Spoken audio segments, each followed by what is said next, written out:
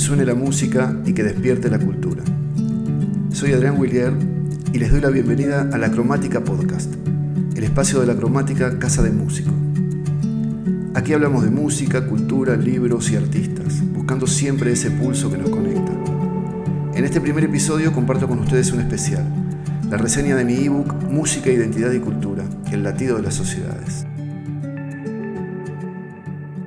Bienvenidas y bienvenidos. Hoy vamos a meternos en un tema que, la verdad, nos toca a todos. Esa conexión, a veces invisible pero siempre fuerte, entre la música, quiénes somos, nuestra identidad y la cultura que nos rodea. Para guiarnos vamos a tomar ideas de Música, Identidad y Cultura, el latido de las sociedades, de Adrián Huyer. Un análisis bien interesante. Sí, muy interesante. Porque plantea algo clave, Exacto, que la música es, es mucho más que arte, ¿no? totalmente. Es como una esencia de lo humano, un lenguaje que nos ha conectado desde siempre, de maneras muy, muy profundas. Y la idea hoy es ir como desarmando eso, ¿no? Ver cómo las melodías, los ritmos, no solo reflejan quiénes somos, sino que también han ido moldeando activamente nuestras sociedades, nuestra cultura, a lo largo de la historia. Exacto, un viaje largo. Un viaje largo. Ok, empecemos por el principio, ¿te parece? Los orígenes. Dale. El texto nos lleva ya lejos, a la prehistoria, y sugiere que la música nace casi por necesidad. Para comunicarse, quizás, o imitando sonidos, ¿no? El golpeteo de piedras, el viento, qué sé yo. La imitación de la naturaleza. Claro, y los primeros instrumentos, pues, imaginamos que eran muy rudimentarios. Flautas de hueso, tambores de piel, pero seguro que llenos de significado ya desde entonces. Totalmente. Y acá hay algo que me parece crucial de esos inicios, su función social. La música parece que no nació como un lujo individual, para nada. Ajá. Nació como una herramienta de cohesión, muy potente. Esos cantos, esos ritmos que se compartían en ceremonias, en rituales, era lo que fortalecía los lazos del grupo. Creamos comunidad con eso. Exacto. Creaban ese sentido de nosotros. Era, digamos, fundamental para la estructura social. Y ojo, no es pura especulación. No, claro. Los hallazgos arqueológicos lo apoyan. Esas flautas de hueso, algunas con más de 40.000 años. O las pinturas rupestres que parecen mostrar gente danzando junta. Nos hablan de que la música estaba metida hasta el fondo en la vida comunitaria desde muy, muy temprano. Es fascinante pensarlo así, como una tecnología social casi. Primitiva, pero efectiva. Sí, sí. Y bueno, si avanzamos un poco, llegamos a las primeras grandes civilizaciones. Ahí como que esta función se formaliza más, ¿no? Se institucionaliza, de alguna manera. Pienso en Mesopotamia, por ejemplo. Encontraron tablillas de arcilla que detallaban sistemas musicales. O sea, ya había teoría. Sí, sí, una teoría incipiente. La música era clave en ceremonias religiosas, en actos del Estado, y en Egipto es muy visual, ¿no? Esas tumbas llenas de imágenes de músicos en banquetes, en rituales. Creían que conectaba con los dioses, ¿verdad? Exacto. Era un puente a lo sagrado, pero también parte de la vida cotidiana de la élite, al menos. Y después, Grecia. Ahí la cosa se pone como más intelectual, ¿puede ser? Sí, se complejiza y se entrelaza con otras disciplinas de una manera muy particular. Fíjate, se conecta con la matemática. Ahí está Pitágoras, estudiando los intervalos, sentando bases de la armonía occidental. Claro, los intervalos musicales como razones matemáticas. Exacto. Y con la filosofía. Platón, Aristóteles, se tomaban muy en serio el impacto de la música. Debatían sobre qué tipo de música era buena para la moral, para educar a los ciudadanos. Creían que podía moldear el carácter. Firmemente. Le atribuían hasta propiedades curativas, terapéuticas. Y Roma hereda mucho de Grecia, como en tantas otras cosas. Sí, pero le da como un toque más espectacular, ¿no? Más espectacular, más público, ¿sí? La música en los anfiteatros, en los desfiles militares, en las grandes celebraciones. Era parte del espectáculo del poder también. El legado de esas culturas es inmenso. Nos dejaron conceptos como armonía, ritmo, las primeras formas de escribir la música, la notación. Que permitieron que viajara en el tiempo, claro. Sin eso, mucho se habría perdido. Ese hilo nos lleva después a la Edad Media en Europa. Y ahí el panorama cambia bastante. La Iglesia Católica toma un rol central, ¿no? totalmente dominante en el ámbito, digamos, oficial oculto. Y el canto gregoriano se vuelve como la banda sonora de la espiritualidad. Muy particular ese sonido, monofónico, sin instrumentos, buscando esa conexión directa con Dios. Una austeridad sonora que buscaba elevar el espíritu, sí. Pero ojo, eso era dentro de los muros de iglesias y monasterios. Claro, porque afuera la vida seguía. Y la música también. Sí. ¿Y de qué manera? Por los caminos, en las plazas, estaban los juglares, los trovadores. Los comunicadores de la época, casi. Exacto, eran cronistas musicales. Cantaban historias de amor, de guerra, noticias, chismes, sátiras. Reflejaban la vida del pueblo, acompañándose con un laúd, una flauta, lo que tuvieran. Era la otra cara de la música medieval, mucho más terrenal. Más conectada con la gente común. Sí, totalmente. Y de ahí, bueno, llegamos al Renacimiento. Y eso sí que se siente como una explosión, ¿no? Una verdadera revolución musical, sí. La polifonía, esa idea de tejer varias melodías juntas, llega a niveles de complejidad y belleza increíbles. Pensé en Palestrina, por ejemplo. Qué maravilla. La música se vuelve más humana, quizás, más expresiva de las emociones, en línea con el humanismo de la época. Y hay un factor tecnológico ahí que es clave, ¿no? La imprenta. Fundamental. A veces se nos olvida. Poder imprimir partituras cambia todo. La música empieza a circular mucho más. Se democratiza un poco el acceso.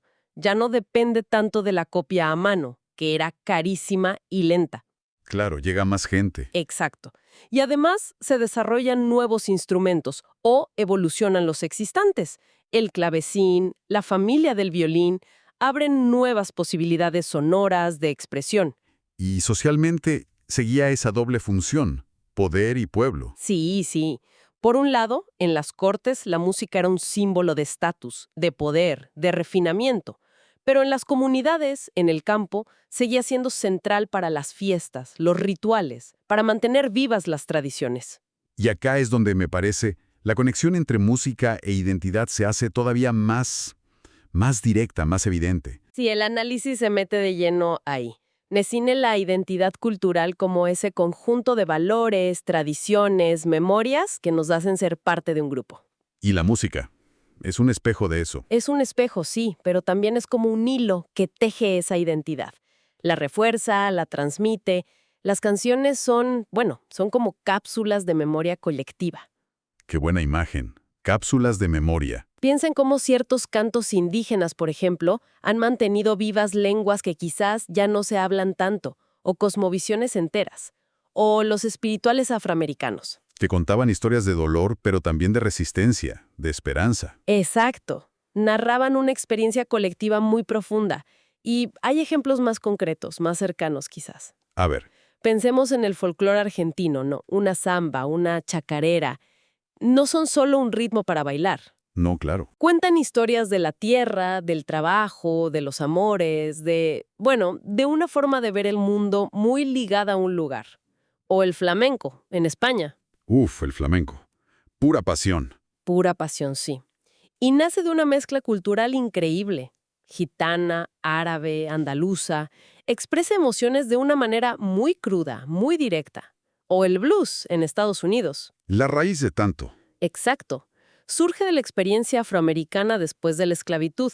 Da voz a una comunidad, pero además se convierte en la semilla de la que van a nacer el jazz, el rock.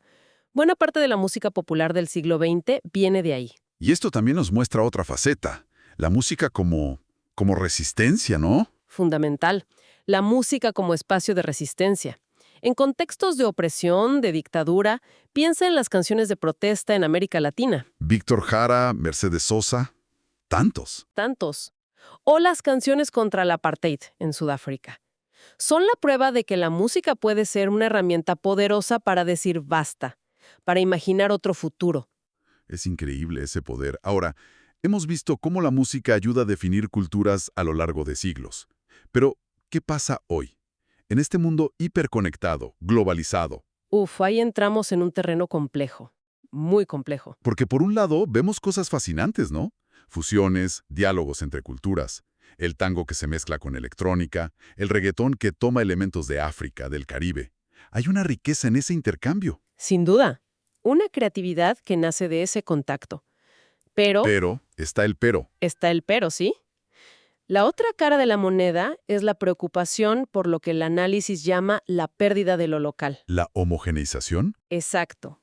El riesgo de que las grandes industrias culturales globales, con su poder de difusión masivo, terminen imponiendo unos pocos estilos dominantes, y que eso arrincoне o directamente borre expresiones musicales que tienen raíces culturales profundísimas, pero quizá menos llegada comercial. Es una tensión constante, entonces, entre lo global y lo local. Una tensión constante entre esa fusión que puede enriquecer y la posible erosión de la diversidad musical. Es un equilibrio delicado. ¿Y se puede hacer algo, para que estas músicas locales, con toda su historia, no se pierdan? ¿Cómo se resiste a esa posible aplanadora cultural? Bueno, la resistencia existe, ¿eh? Y es muy activa en muchos lugares. Hay artistas, hay comunidades enteras que se ponen las pilas para mantener vivas sus tradiciones. Por ejemplo, Piensa en los músicos folclóricos que siguen organizando peñas, festivales, talleres. No solo tocan, sino que enseñan, transmiten ese legado. Y acá la educación musical es absolutamente clave. enseñar a valorar lo propio. Exacto. No solo enseñar a tocar un instrumento, que está muy bien, sino enseñar a valorar la propia herencia musical, entender su historia, su significado cultural. Eso construye una identidad más fuerte, que puede dialogar con lo global sin miedo a desaparecer. Es como fortalecer las raíces para que el árbol crezca seguro. Entiendo. Y en medio de todo esto, claro, irrumpe la tecnología, que lo cambió todo. ¿Lo cambió? Casi todo, sí. La forma de crear música. Hoy con un software, con sintetizadores accesibles, Cualquiera puede hacer música en su casa. prácticamente. Ha democratizado la producción, sí. Y la distribución, ni hablar. Y el consumo, por supuesto, con el streaming dominando todo. Parece algo bueno, ¿no? Más acceso, más posibilidades. Tiene un potencial enorme, sí. Un músico en un pueblito remoto hoy, teóricamente puede llegar a oídos en todo el mundo. Eso es increíble. Sin embargo, Otro pero. otro pero. Esa misma tecnología, y sobre todo las plataformas de streaming, traen sus propios desafíos. Los algoritmos, por ejemplo, Que te recomiendan siempre lo mismo o lo más popular. tienden a favorecer lo que ya es popular, lo que es comercialmente seguro. Y eso puede reforzar justamente esa tendencia a la homogeneización que decíamos antes. Claro. Se genera todo un debate sobre la autenticidad, sobre el valor de lo artesanal frente a lo producido masivamente. Pero ojo, la tecnología no es el enemigo. Puede ser una aliada también. Claro, puede ser una aliada fantástica para la preservación. Piensa en archivos digitales, bases de datos sonoras, grabaciones de campo hechas con buena tecnología, plataformas especializadas en nichos culturales. Son herramientas poderosísimas para documentar y difundir músicas que están en riesgo. La clave es cómo se usa. Exacto. La clave, como subraya el análisis, es no olvidar el factor humano. La tecnología es una herramienta, genial, pero no reemplaza la emoción, la interpretación única de un músico, la conexión que se crea cuando la gente comparte música en vivo. Eso es irreemplazable. Entonces, si miramos el presente, este siglo XXI tan mezclado y tecnológico, ¿cómo vemos esa relación música-identidad hoy? Vemos cosas muy interesantes. Hay muchos artistas que están volviendo a mirar sus raíces, pero no para quedarse en la nostalgia, ¿eh? No como un museo. Ritmos, instrumentos, formas de cantar, y los fusionan con lenguajes sonoros actuales. Crean algo nuevo, que suena familiar y a la vez moderno, que conecta con su gente, pero también puede viajar por el mundo. El neofolclore, esas cosas. Exacto, el neofolclore, la World Music 2.0, como le dicen algunos. La música sigue siendo para mucha gente y muchas comunidades un ancla fuerte de identidad, un lugar donde reconocerse y desde donde hablarle al mundo. Y para que esa vitalidad no se apague, imagino que el apoyo desde afuera es importante, ¿no? Instituciones, políticas. Es fundamental. Las políticas culturales tienen un rol decisivo acá. Apoyar la educación musical desde chicos, crear programas para artistas locales, sobre todo los que laburan con músicas no tan comerciales, fomentar festivales, circuitos que no dependan solo de vender entradas. Crear ecosistemas para esa música. Exacto, ecosistemas. Y hay un punto nuevo, muy actual, que introduce el análisis: la sostenibilidad. Sostenibilidad en la música. ¿Cómo? Empezar a pensar en el impacto ambiental y social de la industria. Desde cómo se hacen los instrumentos, la madera que se usa, hasta la huella de carbono de las giras, de los megafestivales, es una dimensión más de cómo la música se inserta en los desafíos de hoy. Interesante. Bueno, después de todo este recorrido, desde la prehistoria hasta hoy, si tuvieras que resumir la gran idea que nos deja este análisis sobre música, identidad y cultura, ¿cuál sería? ¡Qué pregunta! Creo que la idea central es reafirmar algo que intuimos, pero que a veces olvidamos. La música es mucho, mucho más que entretenimiento. Es, de verdad, como el alma colectiva de las culturas. El latido de las sociedades, como dice el título. Tal cual, ha estado con nosotros desde el principio. No solo reflejando quiénes somos, sino ayudando a construir esas identidades, transmitiendo memorias, valores, emociones, de generación en generación. Es un lenguaje universal por su capacidad de conectar, pero es infinitamente diverso en cómo se habla en cada lugar. Pero en esa conclusión, también parece haber como una señal de alerta, ¿no? No es solo festejar lo linda que es la música. No, para nada. Hay un sentido de urgencia claro. La globalización cultural, las lógicas del mercado, son un desafío real para la diversidad musical del planeta. Preservar las tradiciones musicales no es mirar atrás con nostalgia. No es guardar cosas viejas en un cajón. Exacto.